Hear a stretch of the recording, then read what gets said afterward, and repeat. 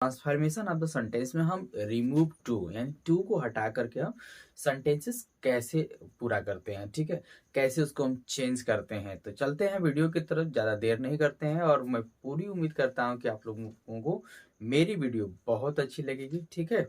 हम लोग जानते हैं कि पहले ये आपका जो एडवर्ब टू लगा रहता है तो किस टाइप का क्वेश्चन बनता है, पहले हम उसके बारे में जानते हैं क्योंकि हमारे लिए सबसे इंपॉर्टेंट है कि भाई हमारे किस टाइप के क्वेश्चन आते हैं, ठीक है।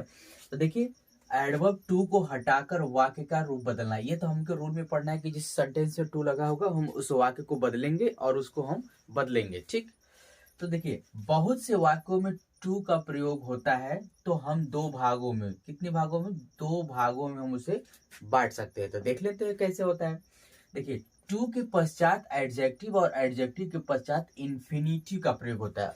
तो इन्फिनिटिव क्या होता है, पहले आप ये समझ लीजिए। इन्फिनिटिव वो होता है जैसे, यानी हम टू का यूज करते हैं। तो देखिए, सही बात है कि नहीं, two plus adjective plus two plus, ये आपका मतलब क्या है, एडवर्ब है। टू प्लस एडजेक्टिव लगेगा प्लस टू है प्लस V1, यानी इसी टू को क्या हम बोल रहे हैं, इन्फिनिटिव। इस टू को हम क्या बोल रहे हैं, इन्फिनिटिव, ठीक। आइए आगे देखते हैं। जैसे एग्जांपल देखते हैं, she is too weak to walk. देखिए, टू के बाद एडजेक्टिव के बाद इन्फिनिटिव के बाद वर्ब ऑफ फर्स्ट फॉर्म है, इस वाले रूल पे फॉलो हो रहा है। और जब दूसरे टाइप की अगर हम बात करेंगे तो दूसरे टाइप का है कि टू के पश्चात एडजेक्टिव का प्रयोग होता है। सही बात है, टू के पश्चात, यानी देखिए ये TOO होगा, यहाँ पे समझिएगा, ये TOO होगा। तो टू के पश्चात एडजेक्टिव, टू आइडियल। तो आपको मतलब क्वेश्चन तो समझ में आ गया ना कि क्वेश्चन किस टाइप का है, कैसे है। तो अब हम इसको बदलना सीखेंगे कि ऐसे सेंटेंस आएगा, ये आपका ये दोनों सेंटेंस आएगा, कहेगा ट्रांसफॉर्मेशन यानी रिमूव टू, यानी टू को हटा करके सेंटेंस को बदलिए। रिमूव को यानी टू को रिमूव करके आप सेंटेंस, ट्रांसफॉर्मेशन आप सेंटेंस में आप चेंज करिए। तो चलते हैं क्वेश्चन की तरफ, बहुत ही अच्छे तरीके से हम आपको एक्सप्लेन करेंगे ताकि आपको कोई भी अगर टू से रिलेटेड क्वेश्चन आएगा तो आप कंफर्म है कि आप उसको चेंज कर लेंगे, ठीक है। हम लोग रूल नंबर पहला पढ़ेंगे और पहला देखते कैसे पढ़ते हैं। लिखा है कि यदि एडवर्ब टू के एडजेक्टिव और एडजेक्टिव के पश्चात इन्फिनिटिव का प्रयोग हो तो ऐसे वाक्यों के रूप परिवर्तन सार्थक कॉम्प्लेक्स सेंटेंस में होता है।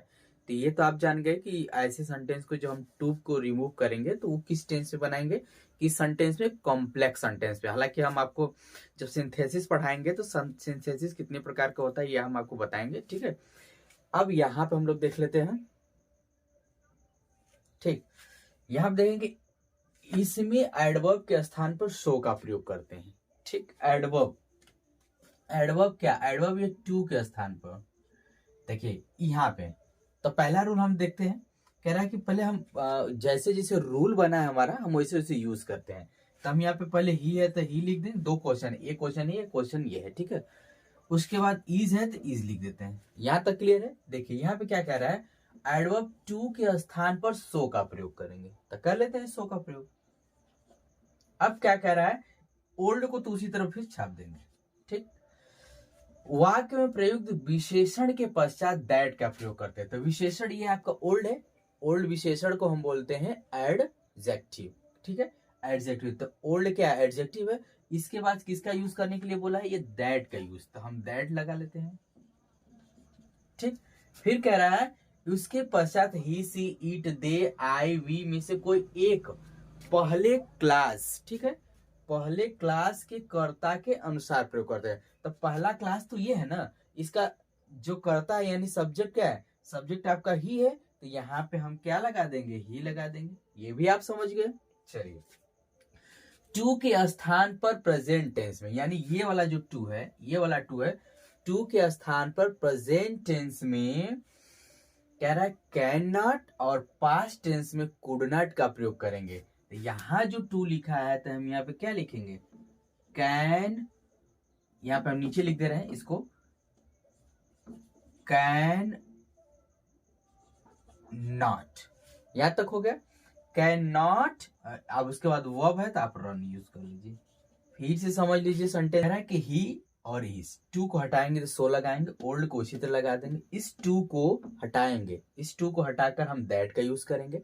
उसके बाद यहाँ जो सब्जेक्ट होगा वही यहाँ पे रख देंगे।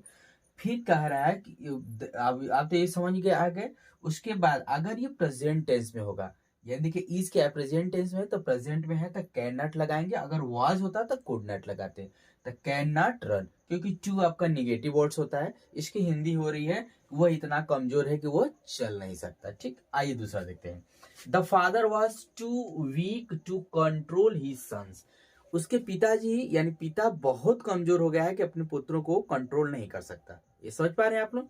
तो यहाँ पे हम क्या लिखेंगे, देखिए द फादर। ठीक, वाज को तो उसी तरह लिख देंगे, वाज में तो छेड़छाड़ हमको करना ही नहीं है।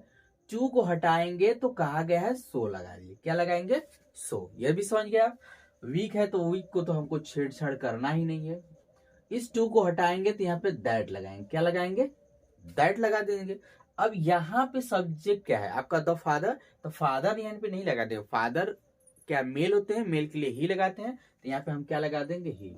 अब आइए देखिए वॉज है ना, तो यहाँ पे लिखा गया है प्रेजेंट टेंस रहेगा, यानी इज एम आर रहेगा तो कैन नॉट लगाएंगे, वाज वर रहेगा तो कुड नॉट लगाएंगे। तो यहाँ पे हम क्या लगा दें, यहाँ पे लगा देते हैं कुड नॉट इसकी जगह ना, तो यहाँ पे कुड नॉट लगा देंगे, कुड नॉट। अब उसके बाद देखें, उसके बाद control his sons, control his sons. I hope आपको पूरा समझ में आया होगा। और ये याद रखिए कि इसमें बहुत सारे अभी रूल पड़े हैं, तभी तो हम आज एक रूल बताए हैं। आगे से वीडियो जब भी हम आपको पढ़ाएंगे तो सारे रूल कंप्लीट करेंगे। वीडियो अच्छी लगे तो लाइक करिएगा, कमेंट करिएगा। और अभी हम मॉडल पेपर कराने जा रहे हैं क्लास 10th का, बोर्ड का और क्लास 12th का, तो आप मेरे वीडियो में बने रहें। पूरा पेपर मैं कराऊंगा आपको, मैं श्योर मैं बताता हूं कि आपको इंग्लिश में 90 मार्क्स से कम नहीं आएगा अगर आप मेरी पूरी वीडियो देखते हैं तो। मिलते हैं नेक्स्ट वीडियो में, तब तक के लिए टेक केयर, बाय।